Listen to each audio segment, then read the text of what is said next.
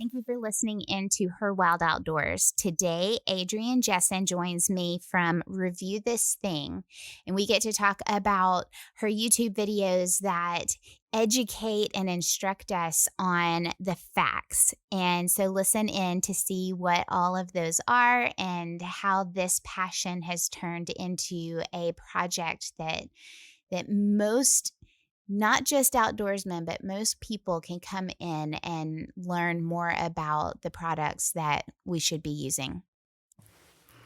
Okay, everybody, thanks for joining in for another episode of Her Wild Outdoors. Today, I am honored to have a new friend that I made at the POMA conference.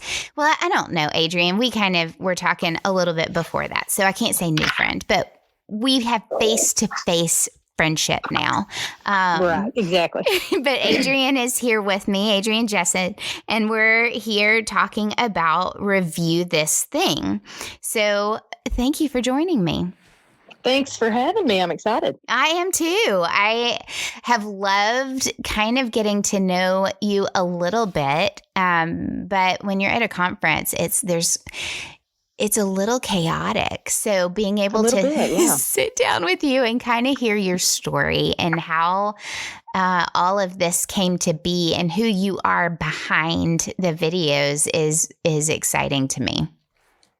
Well, it was very fun. I was telling somebody it was kind of like drinking from a fire hydrant. It's true. So to be able to just kind of calm down a little bit and have a conversation where you're not talking over people, yes, and that sort of thing. So it'll be fun. Yeah, I the whole week. I think I woke up Friday morning, and you were driving Friday, but I woke up Friday morning and just, what just happened? Definitely.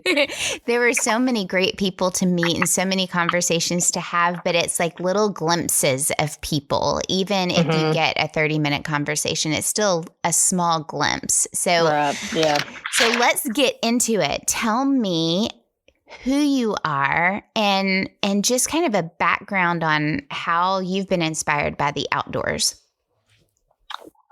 So the funny part is I did not grow up in, I grew up in a very small town, but it was a town. Mm-hmm. So I didn't grow up out, like, quote unquote outdoors, what we mean today. Yeah. So didn't do a ton of like hiking or definitely no hunting, a little fishing, but not a ton. Mm-hmm. And none of my family hunted. It was, none of this was part of my growing up life. Right. But I would definitely say the outdoors have always been a huge part of my life because number one, I played sports. So I played whatever I could play to get outside. But then also I grew up in the era of, you wake up, you eat your cereal, you go outside and play all day. Yep. You come back for some Kool-Aid and a sandwich, and then you go out and play some more. So like the outdoors has always been my favorite place to be.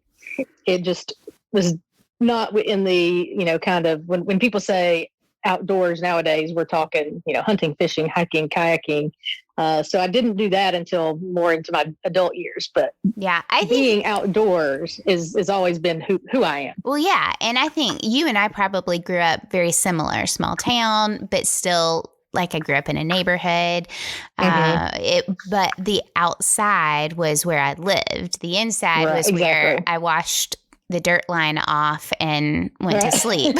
Exactly. Yeah. That's just how it was. It was a little bit of a tomboy growing up. But at the same time, I think it's underrated maybe, or it's not accepted right now in the definition of the outdoors, but I definitely put it in my outdoors living because that's where you learned how to scrape your knee and rub some dirt into it. Like that. Yeah, exactly. I mean, that's just how you learn as a kid is by playing. And whether you're playing in the mountains of Montana or the Appalachian Mountains, whether you're doing that or you're playing outside in a dirt pile, it's the same skills that you're learning as a kid. You're still playing. And I think that we discount the value of play as a kid.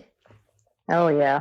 And even like the ability to problem solve and, Yes. deal with conflict resolution, like all of that play and pretend and imagination just made you appreciate how to make the most of things, make the most of outdoors, make the most of a stick. Yeah. and how to be with people. Yeah, I think a stick was the most valuable exactly thing that we had growing up. It could be anything from a fishing pole to anything. I mean, it was to a gun, a lightsaber. Yes, absolutely. Yeah. It was depending on the shape and size. It could be anything your imagination wanted it to be. Absolutely. And it just takes me back. We had so many boys in the neighborhood. My sister and I are not technically, but we're right under 13 months apart. So almost Irish twins.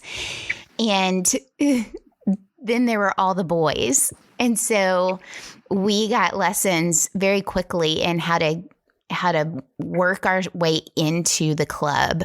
Exactly. As to say, and the importance of not complaining, not whining, just being a part of the crew.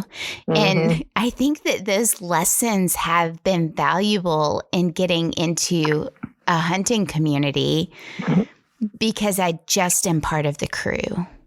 And it's what you apply, like how I learned, like you said, those lessons of how to talk to people, how to communicate, how to problem solve, how to just all of those things you can apply now as an adult. And so, yeah, it's definitely underrated. Play is underrated these days. The freedom to play is underrated. Yes. Definitely.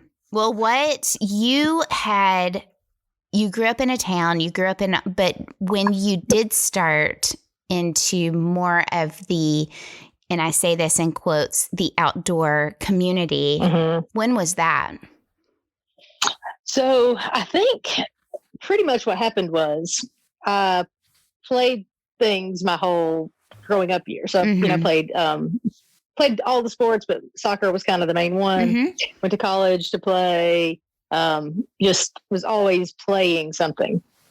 And then I think what happened was when I graduated from college, it was one of those things where I didn't continue to play. So I had an injury, but it was fine, but then it wasn't. So in order not to re-aggravate it, I stopped playing, like playing soccer, playing sports. And so just to be able, I think in order to continue that lifestyle, I found other things to do. So I think kind of like what you were saying a minute ago, it's pretty much just playing as an adult. It is. So yeah. So you start like hiking and kayaking and whatever it is, riding bikes, whatever it is that you can do that you can gives you a good reason to be outside besides just sitting on your porch, which is not necessarily a bad thing, but it gives you something to do outside. I agree. And then, I met my husband in school, and he's hunted his whole entire life. Gotcha. And that was definitely not anything that I was interested in. People used to joke and ask me before I started hunting, they asked me if I hunted, and I said, my answer was typically something like, yeah, I hunt for the blanket so I can turn over while he's out in the woods. Some funny, witty, as I thought anyway, response. So then I'd never shot a gun until I married my husband. And one day we went shooting, and of course it's super fun and a challenge, and I'm all about a challenge. Give me something that might be difficult and let me see if I can do it. And so loved that. And he also is a bow hunter.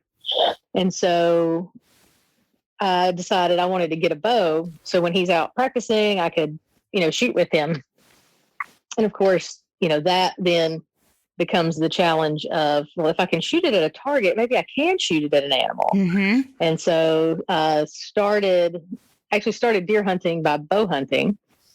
And then didn't figure I'd ever want to go gun hunting because it was too cold and I didn't want to sit out in the cold. But of course, once you get the bug, it takes hold and You want bow all of hunting the became ways. gun hunting and Yeah. all the things, all Yeah. the ways to go out into the woods and hunt things. So I think I was trying to figure it out the other day.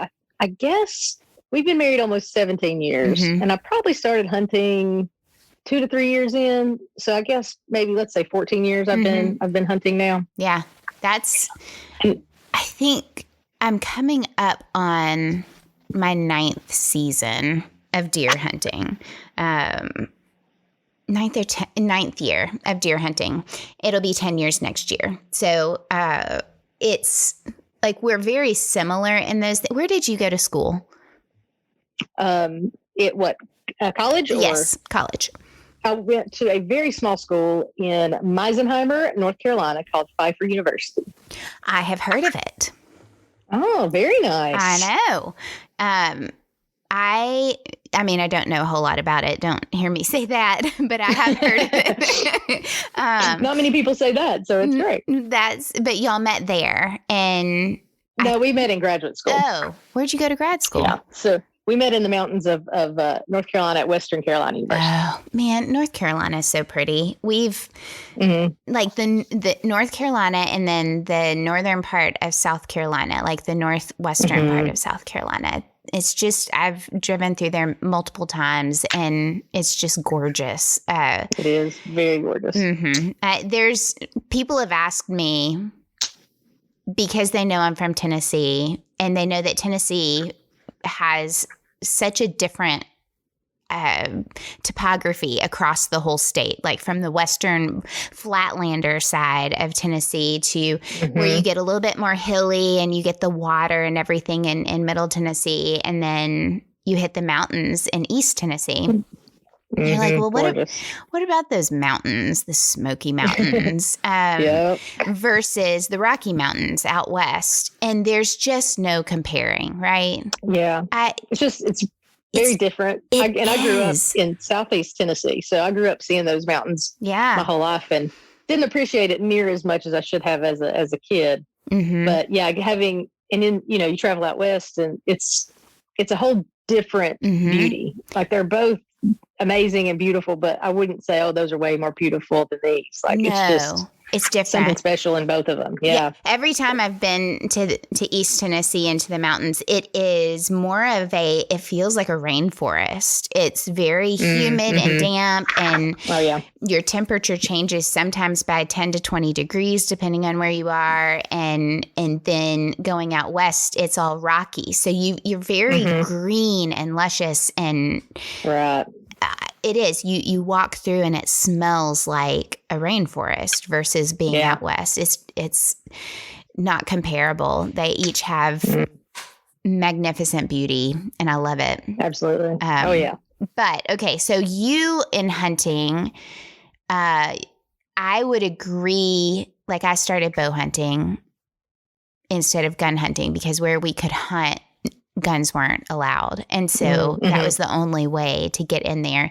And I think that introducing hunters to deer hunting, especially, bow hunting is one of the best ways, in my personal opinion. In Tennessee, you can use crossbows. So even for a new hunter, you can get them into archery season versus the orange army of gun season. And so it's quiet. It's more quiet. You have to let the deer come in closer. It's just an experience that I think tends to lead into a closer encounter with nature versus shooting something 300 yards off or even 100 yards off. It just brings them in a little bit closer.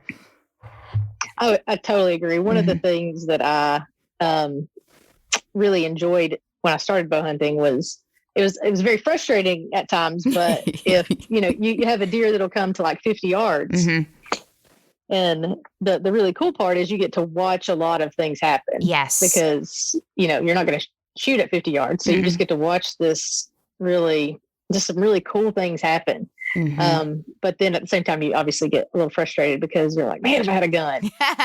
It's true. It's so true. But, the first 2 years I was hunting, I didn't get anything, but I got to see 2 bucks fighting in a very, very small field, close up within 70 yards. Just, I could almost feel that pop as their antlers hit each other and they ran into each other. And to see that so close, yet not be able to shoot, made me just sit back and enjoy it. Right. And there's something to that is intoxicating. It is. And them having like the animals, not just the deer, if it's a squirrel or turkeys come through or, a fox or whatever, just seeing these animals live their life and have no clue you're there. Yes. It's just super, I don't know, like you say, it's very mesmerizing. It's very, like, you just want more of it. Like there are times where I've been hunting and, don't get anything. But it's like, oh yeah, but this really cool thing happened or, but I got to see this. And that definitely, I think, takes some hunting maturity, I guess, which I did not have when I started. But definitely was all about the kill and would get frustrated going several times and not being able to kill anything. But I feel like I've gotten better. I'm not great at it, but I've definitely gotten better at the ability just to enjoy the process and enjoy hearing nature wake up, and it's really a beautiful thing. We always take, when my daughter and I go, we always take bets on who wakes up first, the squirrels or the birds that day. There you go. Yep. Exactly. Who's gonna buy the hamburger on the way home, and who? That's right. Based on who picks what. But it is, there are things that you can appreciate out there because the ultimate goal is to bring something home. Right. But it's not the majority of the time. No, definitely not. Well, tell me, because I like to ask this question. You have talked about your husband being kind of the instigator to getting you hooked, but are there any other people who have mentored you through? Are there any women who have mentored you along the way? So unfortunately, I was really trying to process through and decide, like, is there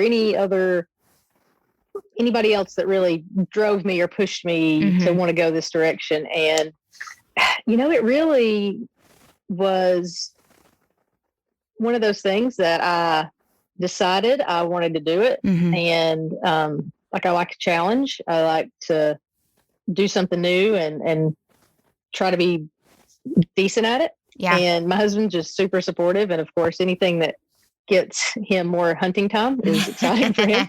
So he was definitely all about it. But I was trying to think, and probably as soon as we're done talking, I'll think of somebody, but I don't really know any other women who hunt. Yeah. And I know some younger girls now whose like dads took them or whatnot, but not even like ahead of me mentor, but like people in my community, or not in my community, but in my circle, my own age. Yeah. I don't really know. I don't have any close friends who also hunt. Yeah. Not really a lot of women who spend a great deal of time hunting. It's the same for me. It's kind of sad. Yeah, no, it is kind of sad. And we kind of touched a little bit on this before we hit record. And I was talking with Jeff Forrester about it last night, that I am completely grateful to the men in my life who have kind of shown and mentored me through not just hunting, but the hunting community. But I wasn't on social media until 3 years ago with hunting. And before that, I didn't know anybody around me who was a woman who hunted. So I think that's, you see this community of women on social media and you think there are so many women in the world that hunt, but you're stuck in this community online. Whereas when you take a step back and you look within a mile, 20 mile, 40 mile distance, you still might not be able to reach out and actually find a physical person who is a woman who hunts. Our community is so small anyway. If you think about the hunting community, the percentage of hunters versus non-hunters and anti-hunters and all of that, we're such a small community. And then you then double down, triple down on how many of those people are women, and you start seeing that number if you divide it up over the states and over the world. Right. Yeah. You really don't have that. And so getting on social media and being able to reach out and talk to people and make connections with people, I think that that's when I can say I have women who inspire me to keep going, and I have women who encourage me to try new things because I'm connected to them on social media, but not because I have or had close friends who in the beginning mentored me through it, or even like you said, same stage of your hunting, walking alongside of you. Right. Yeah. And it is sad, but I think that, the next generations that are coming up are going to have a whole different story to tell. And that's exciting. It is. I was going to say one thing I think that's really neat too is, I think the image is changing a bit as well. Because I feel like a lot of the women, like when I started hunting, if I were to try to turn on the television to see a woman hunting, it was typically not a woman who fit who I was. It was someone who, they owned 50,000 acres and were growing these huge giant bucks, or, they have their own television show, or they've been hunting their whole life because their whole family has hunted their entire life and they've been in the television industry. And so to watch women on television, 10, 15 years ago, that even still wasn't like, oh, she's like me. It was like, yeah, well, those people aren't like me at all. I'll never. You can't relate. No. Yeah. Like, I'm never going to have 50,000 acres of land or whatever, 5,000 acres where I'm growing these 190 class deer. Right. So I don't want to watch that show. That doesn't help me. So a lot of even the stuff that we watch isn't the women. Right. Because it's not women who I could relate to in the stage of my hunting. So I think that's changing some, but at the same time, I think it would be neat to see more YouTube hunters who are women. We watch a lot of hunting on YouTube, the Hunting Public, the Ben Hody Project, Shane Simpson, we watch a lot of these turkey hunt guys and deer hunt guys, and it's all guys. Occasionally Dave has his girlfriend on there, which is really cool. But it would be neat to have more of the YouTube channel people who are women hunters. Yeah. So they're just, you just and regular people. Yeah. Yeah. How do you do it? How do you maintain? Yeah. How do you do it? How do you maintain a job? How do you maintain and balance regular life with the lifestyle of hunting, like we and do reporting it. And yeah. I agree. I think that's needed. I think hearing the stories through a podcast or, a IG Live or anything like that, that's great.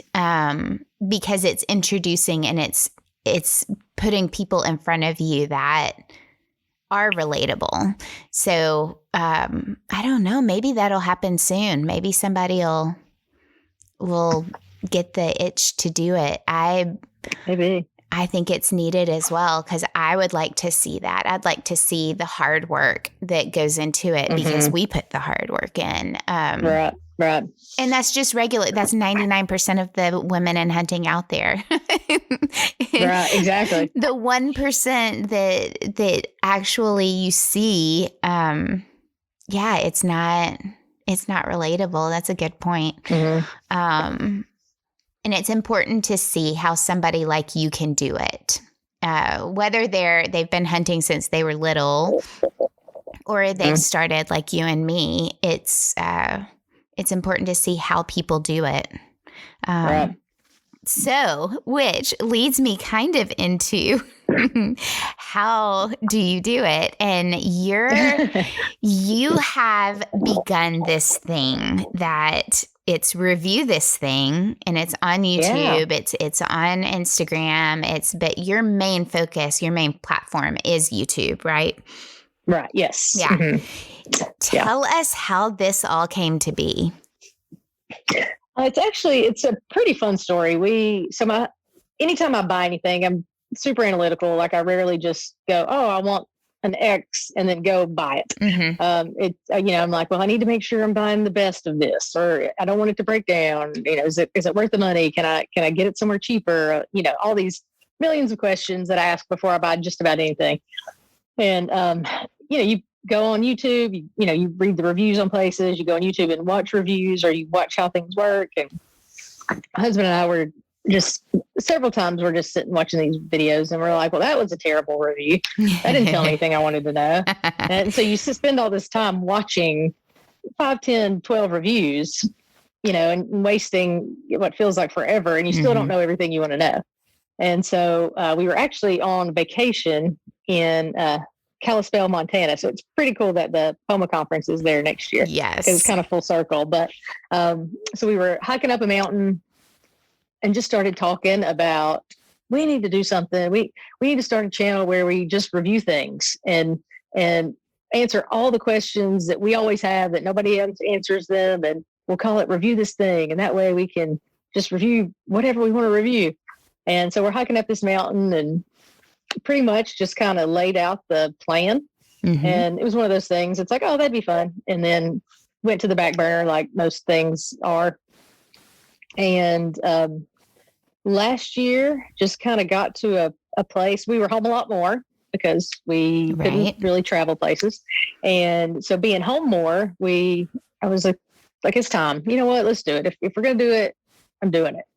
Let's get started. Let's just film some stuff, put it out there and see what happens. And just kind of messed around with it for a few months, seeing how to do it, learning some things. And then, I don't know, maybe 6 to 8 months ago, really started focusing on doing it well, I guess is the best way to say it. Mm-hmm. And still learning a ton, still trying to get better at it, but just having a lot of fun. Mostly the products that we've reviewed are things that we already had. Mm-hmm. Not all of them. Some of them are things that we've been fortunate enough to have sent to try out. But a lot of especially the first videos are just things that we already had. And we're like, okay, well, let's tell people about this. Well, let's tell people about this thing. What are some of when you decide to review something, because I love outlines and prepping and knowing the questions, like I think you and I are very similar in that. So I think so, yeah. I like the logistics of things. I like to know that, just analyze all of it. But when you look at something to review it, what are some of the things that you keep in mind going into it? What are some of the questions that you definitely want answered for almost anything? That's actually a really good question. And in our little hiking process, we came up with a format, I guess you'd call it. And so we say that we cover the facts. Yeah. So the first part is fit. So how does it fit? And sometimes, with clothing, that's obviously easy. Does it fit how it's supposed to? But if you're talking about, does it fit your need? So even if we have a couple of reviews of like the Virginia Creeper Trail and the Grayson Highlands State Park in Virginia. Mm-hmm. And both of those are like, well, does it fit what you're looking for a vacation spot? Yeah. So not just how does it fit you, but is it going to fit in your space? Is it going to fit wherever? So that's the F. And then the A is it as advertised? So does it actually do what they say it's supposed to do? If you pull it up online and look and it says, oh, it does this and this, does it actually do those things? Mm-hmm. Which sometimes they don't. Sometimes they don't. Sometimes they do not. Mm-hmm. The C is construction and durability. Mm-hmm. So how is it built? How are even are there things that we like about the way it's built? Does it have, is it fits a pair of pants? Does it have enough pockets? Right. Do the pockets work well? And then testimonials and reviews. So I like to go through, because I always read reviews before I buy anything. Yeah. So I like to go through and read the really bad ones and tell people what the horrible things people have to say about it are. Mm-hmm. And then, because you've read reviews where somebody gives a product a 1 star, and the reason is because Amazon sent them the wrong thing. Right. Like, well, that's not really a fair that's 1 not star. Mm-mm. So yeah, so some of them, that's kind of where the 1s and 2s come from, but some of the negatives are things that we have found ourselves, and then some of them are things we never experienced. So we just like to put those out there so people know what it is. Mm-hmm. And then the S is, should I buy this thing? And so kind of summarize it and say, I'll give you a little caveat here, is that most of the time the answer is it depends. Right. Because it really depends, like, what are you looking for? Mm-hmm. What do you want to use it for? How much are you wanting to spend? So there's only been a couple of them that are like, absolutely, go get one now. Right. But most of them, but it really gives people the opportunity to have all the information and then make the decision themselves based on our experience. Have you ever had an absolutely no, do not go buy this? So the tricky part, so there's a product that I have now that that will be the response if I end up doing the review. Yeah. But most of the time, for one thing, if it's a product I bought, I did all this research before I bought it. So I likely wouldn't buy something that I was pretty sure I was going to be garbage. Yeah. And so the real answer is no, because of that. There's been a couple that I'm like, for my purposes, no, I wouldn't buy this again. But for somebody else, it might be different. Right. Mm-hmm. It could be exactly what they're looking for. Yeah. Right. And we had a conversation at Poma about pants, and yes. pants are very individual. Like it is almost impossible for one pant to be something that I love that everybody else would love. Oh yeah, for sure. Right. And there are probably multiple products out there that are like that, but pants are very specific to your individual needs. And it's like you said, it's about the pockets. It's about how comfortable it is. Do you like things that fit your body a little bit closer, or do you like to have space for air? And I had never heard that said before. And when you said that, I thought, well, that makes total sense. I do like things to be a little bit closer to my skin, whereas you like to have a little bit more air, a little bit more not feeling that claustrophobic feeling. Right, exactly. Yeah. I'm always afraid something's going to crawl up my legs. And if I feel like my pants are on my legs, then that can't happen. Of course, that's not true. But that's right. But hey, it makes you feel better. Those ticks are very, I hate ticks, but I would love to hear some of your favorite products that you have reviewed. So the funny thing is, when we started the channel, it was a very concerted effort not to just do hunting things. Right. Because we have a lot of hunting things. So you'll see there still are a lot of hunting things on there. Yeah. But I didn't want to get kind of pigeonholed into this one area. Yeah. Which is the same for me on the podcast. That's why it's her wild outdoors, not her hunting or her. Right. Exactly. Yeah. So you don't want to just be like, oh, that's the people that review hunting stuff. Now, it's cool if they're like, oh, these people also review hunting stuff pretty well. So let's check them out. But so the funniest thing, and I am new to this, so I'm not great at like the analytics and what happened and why it happened. But so we did the Power XL Air Fryer Pro. That video. And we've had it for, I don't know, a year and a half, 2 years. And I was like, oh, let's do this thing. It's here in my kitchen. And that video, which I know compared to some other people, it's not a ton, but it's about to hit like 24,000 views. That's amazing. I have no idea why. but I'm not complaining. No. So, but that's probably one of my favorites because it's gotten such traction. Without that expectation. Yeah. Absolutely. Because you post some stuff and you're like, oh yeah, people are going to love this one, and it's like crickets. And then you just randomly put this thing up. Also, I did one on the Friendly TV app, and same thing. It was like, oh, it's something different. It's not a game camera, so let's do it.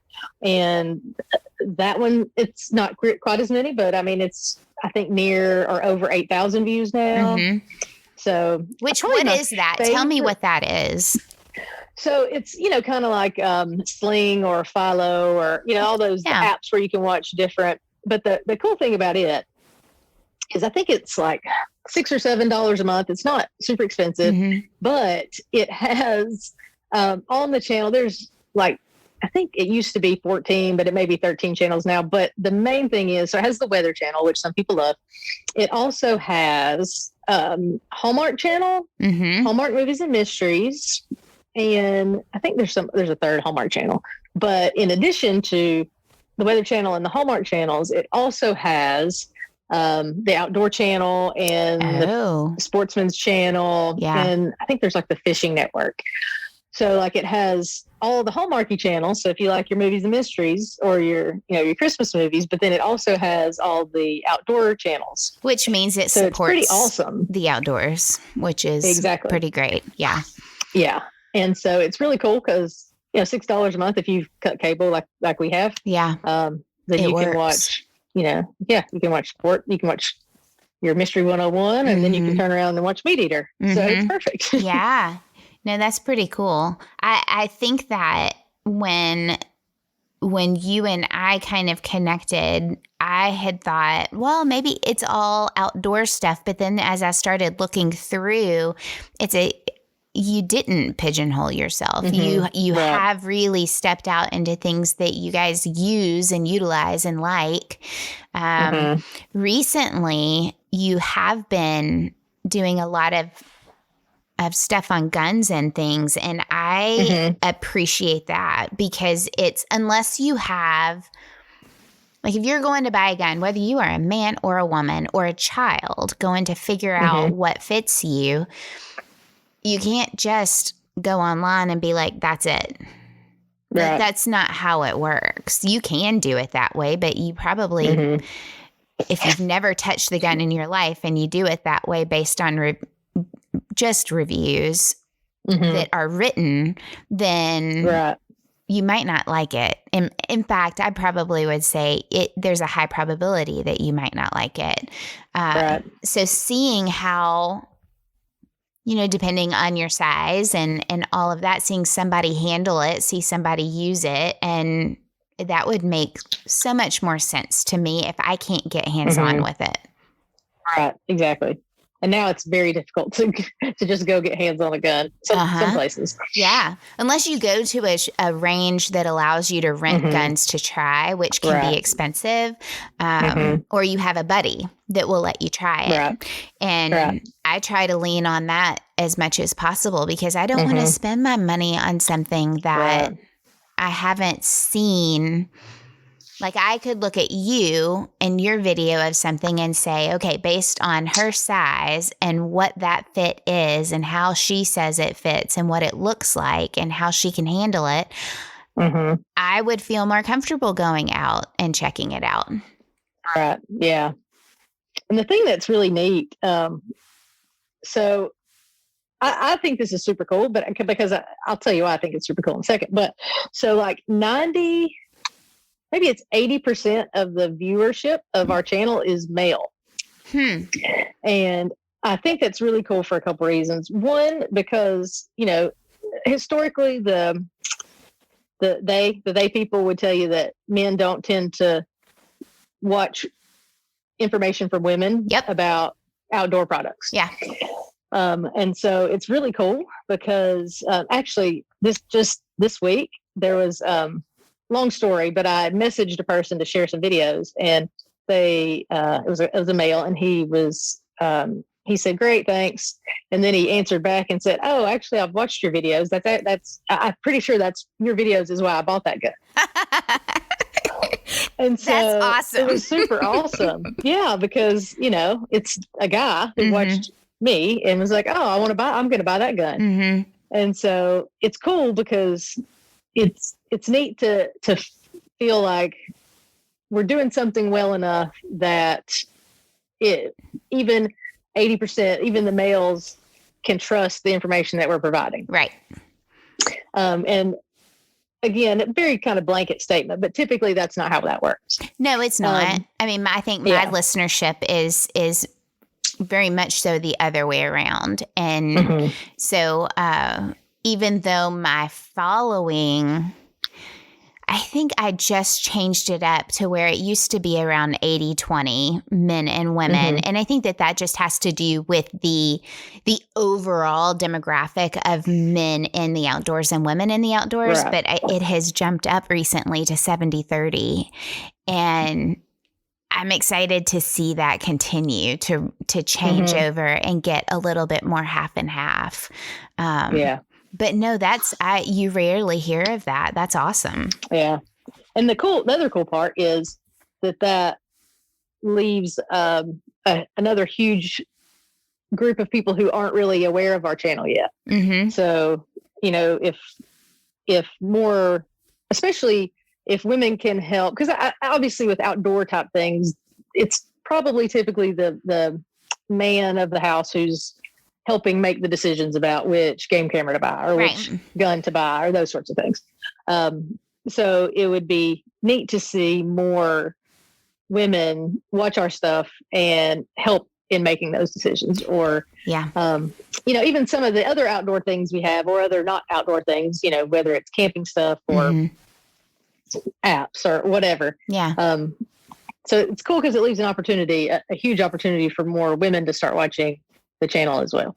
Well, we're only as good as the information that we have, and that information has to be valuable. It has to have merit. And so utilizing your YouTube channel as a tool to become more educated on things, to listen in, not only are you learning about that product, but you're learning about the jargon that you use, the terms that you use. And so I think that's where some value comes into new hunters, is when you are even just watching a review on a product, on an outdoor product, especially if you are listening to the language that's used, then you're also learning how to communicate to a place where you don't sound like you don't know what you're talking about. Where, I mean, in the beginning, when I just started, I was still learning how, the difference between antlers and horns, the difference between a shotgun shell and a casing on a bullet, like that. There are so many different things that you learn by listening and by watching and by taking it all in, not just watching. It's almost like if I take one of your reviews on YouTube and I watch it, I almost need to watch it the first time as a product review, and the second time I can kind of listen in and learn more about the outdoors through it. Well, that's pretty cool. Yeah, I haven't really thought about that, but it definitely makes sense. I mean, you're an educator, not just a reviewer. There's definitely an assumption when we're reviewing something that the people watching know that information. So it's cool to think of it as listening again, to be like, okay, I've heard that word, but I didn't really know what that word meant. Now and seeing it used in that context, I understand that concept now. Yeah. I think that people, we keep saying, and I keep saying this over and over, we need more women in teaching positions. And so what does that look like to you And what does that, how can you, because it's not like everybody can just go out and have the time to mentor somebody physically one-on-one out in the field. Well, sometimes you just don't have that ability. Sometimes it can be through conversations. Sometimes it can be through the written word. Sometimes it can be through a YouTube video where you're reviewing things. And I think that looking at what you are doing, I see that as you being a part of the teaching world, the educating world of products that I use. And so, so kudos. I give you major props for that. I really appreciate that. Thank you. It's finding your place in the community that I think I had a conversation with Jen Smith one time, and she said, you know what? I said, what do you think your platform is? What do you think your goal is, your mission is for being on social media? And she kind of had to do a step back and not reassess, but assess that. Well, it started as a journal. It started as a way of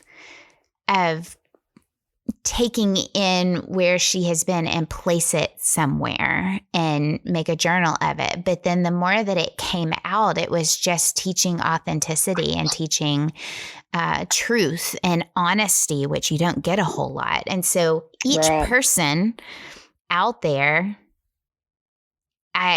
you're influencing other people if you're putting your stuff out there, whether you like it or not. That's probably very true. Yeah. So I think that you're doing a great job. And I know I loved being out on the range with you. You're encouraging. I couldn't shoot any of the big rifles because of my shoulder. But man, I wanted to. It was very fun. That was a good day. Getting to shoot some things. You got to shoot that big muzzle loader too with Tony, with the muzzle brake on there. Fun. Holy moly! It's something. I love a muzzle brake. I don't know if I'll ever have another rifle that does not have one of those on it. Okay, so we can talk about this real quick. I am about to have shoulder surgery next week. Yes.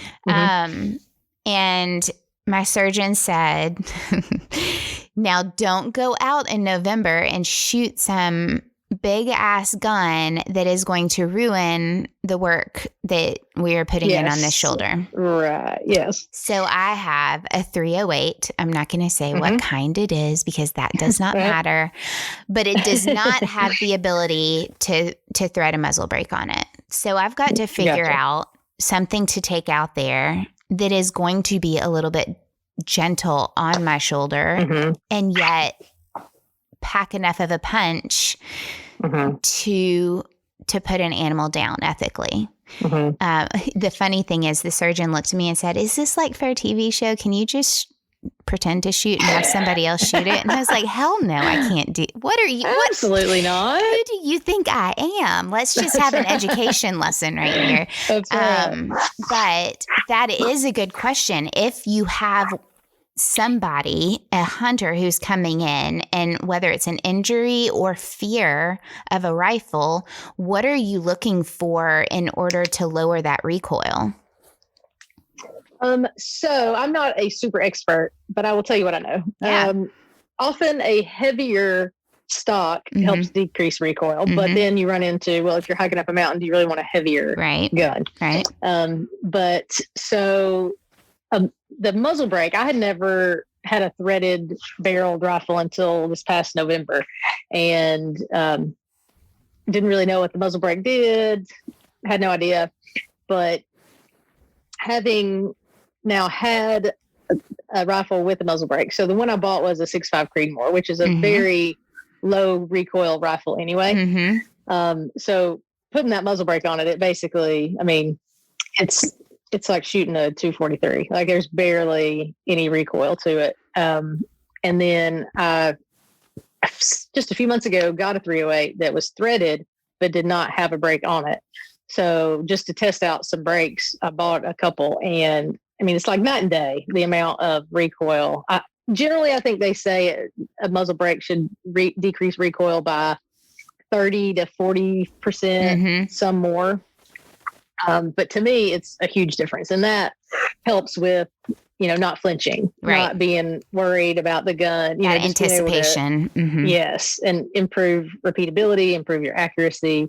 And, a lot of people will say in terms of caliber that, some people will say it doesn't matter over the caliber as long as you are comfortable with the gun and can make a good ethical shot. You don't need a big 300 Win Mag or whatever. But having the capability to have a little bit heavier, quote unquote, caliber like a 308. Yes. But then knock that recoil out is huge. Yeah.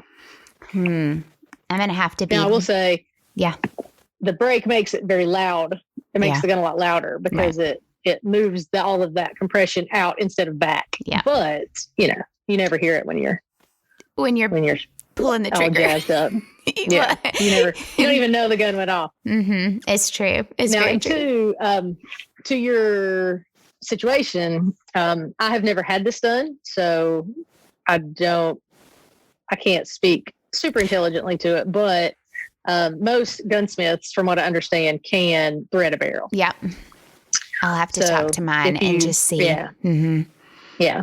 So if you have a rifle and you don't want to buy a new one, then I hear that most gunsmiths you can figure it out very easily thread a barrel. Yeah. I think that's something,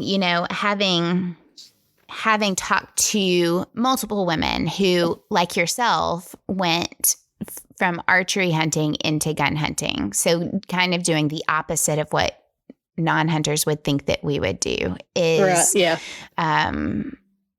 when you go from something that is so quiet, like a bow, when you go from something that is almost, you're not disturbing nature all that much. You're not feeling that recoil. You're not having that anticipation as much with, it's different. It's totally different. You can't compare it. Very different.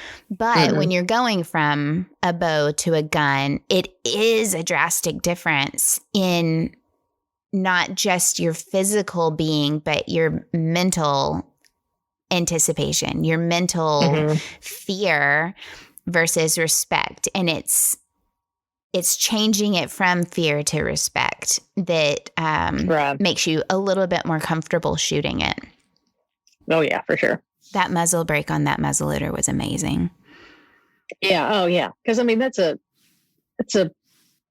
could be a pretty hard kicking gun. Oh yeah. And it's. Did you shoot it out to 750 as well? Yeah, I did. Oh, it's such a good feeling. And it's insane. Like a muzzleloader that can hit a target at 750 yards. Yeah. Insane. I know it. It's crazy. I know it. But I was showing my husband the video and I was telling him, now obviously you have to wait for the bullet to get to 750 yards. So it's not an immediate, like you pull the trigger, I hit it. But the first time I shot it out to 750, I missed because of the wind and all that. And so I could see it miss, which the value of that is I was able to keep, even with a 40 caliber muzzleloader, I was able to keep my eye in the scope enough to watch, to see it miss. Yeah. And that too, which we're not really talking about muzzleloaders, but the brake also disperses the smoke. Right. Which so often that you when can you're see. With a muzzleloader, you can't see what's going on. No, I couldn't this year. When I took my deer this year with a muzzleloader, I had to mark where she was when I shot in order to then go there and figure things out. Because once the smoke came out, there, I couldn't see anything. So that is a pretty, I think, if you're going old school and you want it to be completely original to what it used to be, then that is one thing. But if you're hunting an animal, I think that it is ethical to be able to see where that animal goes. Yeah. Oh yeah, for sure. Yeah. So a huge point of that muzzleloader or that muzzle brake is that you can see it doesn't block your light of or your sight line. Helps get the smoke out of the way. Yeah. And thank you, Tony, we're going to give you a shout out for teaching us all about it, because the patience that he has in explaining every detail, because you're like this because this is what you do. I like to know every single thing about it before I shoot it. Right. Yep. Yep. Wow. Yeah, they did a great job. It was repeated. I mean, it's not the only time they do it. So to do it over and over and over and still be as excited about it was definitely helps make it more fun on our end too. Yeah. Well, what have you got going on in the future? What have you got coming up? So still reviewing a bunch of stuff, getting ready here when we're done chatting to go do a video. And then we hopefully come February doing a little snow goose hunting. Yes. With you guys. Yes. Very excited about that. Never done any, other than turkeys, no bird hunting. So definitely excited to give that a try. Of course, deer season will be coming before we know it. And I'm thinking about doing a little crossbow hunting this year. I stopped bow hunting a few years ago. Just never felt super great at it enough, don't really like tracking. And so kind of stopped doing that and stuck with the gun. But thinking about trying out a crossbow this year, do a little review on a couple of those things and see how they shoot and see how that works out. Yep. And it's different how, like Tennessee, you can use a crossbow without having to have a reason for it. There are some states where you have to have, doctor's notes, proof that you can't pull back on a bow. And so you definitely need to check, all of you guys out there listening, absolutely. Make sure you check your rules on it. But that I still introducing people to hunting. I still love archery season better than gun season. And so I think that crossbows have their part in that with new hunters, in my opinion.